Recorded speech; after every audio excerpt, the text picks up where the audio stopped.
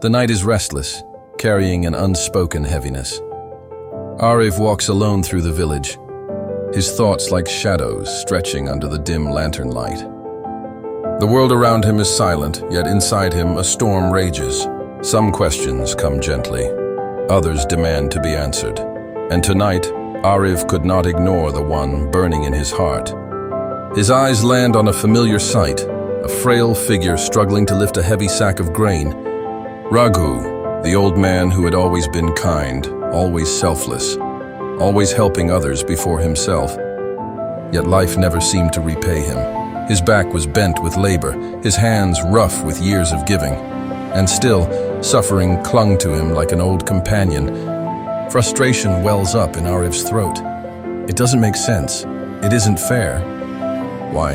Why does someone so good still suffer? The question refuses to leave him.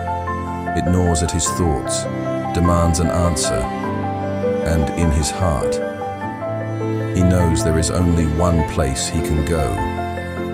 The night air grows colder as Ariv reaches the riverbank. The water moves lazily, reflecting the moon's glow like liquid silver. He shivers, not from the cold, but from an unshakable feeling that he is being watched. "My friend, where are you? I need to understand." Silence. The wind brushes against his skin, the leaves rustle, but no voice answers. Doubt creeps in. Perhaps his friend will not come. Perhaps this question is too small, too human, too unworthy of an answer. Then, a whisper of movement, a ripple in the water, a shift in the air. And suddenly he is there, the mysterious friend, standing by the river. His presence as calm as the flowing water. His dark eyes meet Ariv's, filled with knowing, filled with something infinite. And so once again, Ariv finds himself standing before the one who always seems to hold the answers. "You seek me, Ariv. What troubles your heart?" Ariv hesitates for a moment, then takes a deep breath and speaks. "Do you know Raghu?" A knowing smile flickers across the friend's lips, as if the question itself amuses him. "Ariv, I know Raghu more than you can imagine. I have walked with him through every hardship, every kindness, every sacrifice. Have been with him in his moments of joy and in his silent tears. I know his soul, because I am in everything. I am in him, just as I am in you." Ariv blinks. He had expected his friend to know of Raghu, but not like this. Not in a way that made it seem as if he had always been there, silently watching, silently guiding. "You are in everything?" The mysterious friend nods, his gaze drifting toward the river, watching its endless path. "Tell me, Ariv, when a lamp burns in the darkness, does it curse the night, or does it continue to shine?" "It just shines." "Yes. Raghu's suffering is not a punishment, Ariv. It is his light, his kindness, his patience, his strength. These are the flames that do not fade, no matter how dark the world around him is. He suffers not because he is weak, but because he is one of the few who can bear such burdens without losing himself." Ariv clenches his fists, his voice trembling. But is that fair? He has already given so much.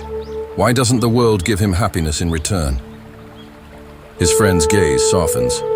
He looks up at the night sky, as if seeing something beyond what Ariv can understand. "Ariv, what if I told you that Raghu's soul has already received more happiness than you can see?" A confused silence. Ariv stares at him, searching his face for an answer he doesn't yet grasp. "What do you mean?"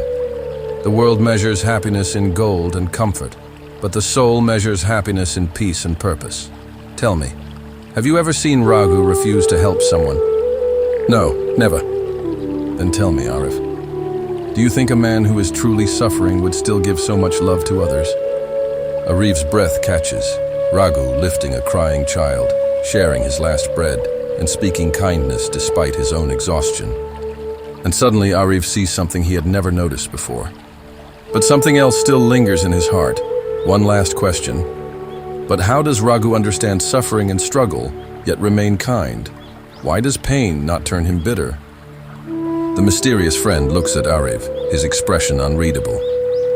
The wind stirs, rustling the trees. The river's surface shivers under the moonlight. Because he does not see it as suffering, Ariv. He sees it as his offering. He sees it as love. The wind grows stronger. Ariv shivers. And then, something shifts. A sudden, eerie stillness. A strange silence, as if the entire world is holding its breath. Ariv blinks. His friend is gone. The space where he stood is empty. Only the river flowing as before. No footprints. No trace of his presence. Only the echoes of his words lingering in the night air. And just like that, he was gone. Ariv stares at the empty space, his heart pounding. A cold shiver runs down his spine. Had he truly been there? Or was it all something else? But even as the doubt creeps in, one thing remains undeniable. The answer in his heart. A quiet truth, settling deep within him like a flame in the dark. So the kind do not suffer. They carry light even in the darkness. And as the night stretches onward, Ariv knows this is only the beginning. If this story touched your heart, don't forget to like, share, and subscribe for more inspiring content. Your support helps us bring more wisdom to life.